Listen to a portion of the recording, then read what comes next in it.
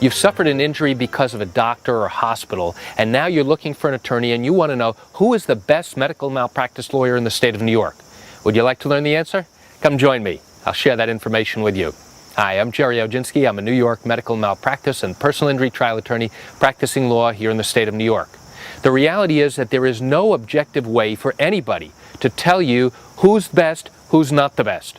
There's no scale from 0 to 100 where attorneys who are at 100 are the best lawyers and lawyers who are at 0 are the worst. What you should be looking for is a couple of key things, and let me share that with you. Obviously, you want somebody with a lot of experience.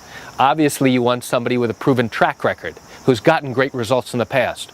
But did you know that in New York, even though an attorney may have gotten a great result for a particular client in a particular case, that does not mean that they can get you the same type of result if you have a similar matter. In lawyer marketing messages in New York, we are required to tell you that just because we've achieved a great result in a particular case does not mean that we can do the same thing for you in your particular matter. Now, why not? Well, the reality is that every single case is different. So the real question for you is, which lawyer is right for you? Which is the best lawyer for you? Let me give you an example. You could speak to 5 people who brought lawsuits, who hired 5 different lawyers. And assuming they all got compensation, were satisfied with the results and with the attorney, if you were to ask each of them whether they would recommend their attorney for your particular matter, they likely would turn around and tell you, you should go to my lawyer because they're the best. What does that mean? It means they went to one lawyer, they got a great result, they were very satisfied and happy. How do you know whether that particular lawyer that you're being referred to is the right one for you? When you're looking for an attorney, you want to know, who am I going to be meeting with?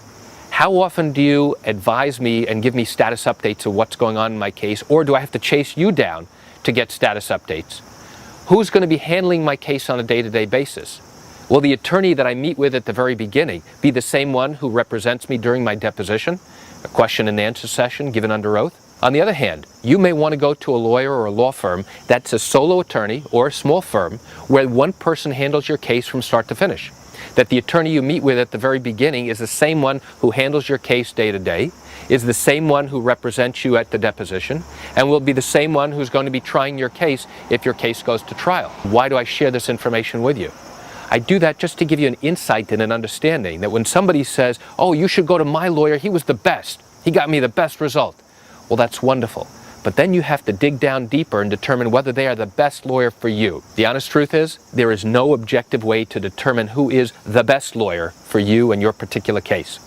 Now, if your matter happened here in the state of New York and you have legal questions, what I encourage you to do is pick up the phone and call me. I answer legal questions like yours every single day, and I welcome your call. You can reach me at 516-487-8207 or by email at lawmed10@yahoo.com. I'm Jerry Oginski here in New York. Thanks so much for watching.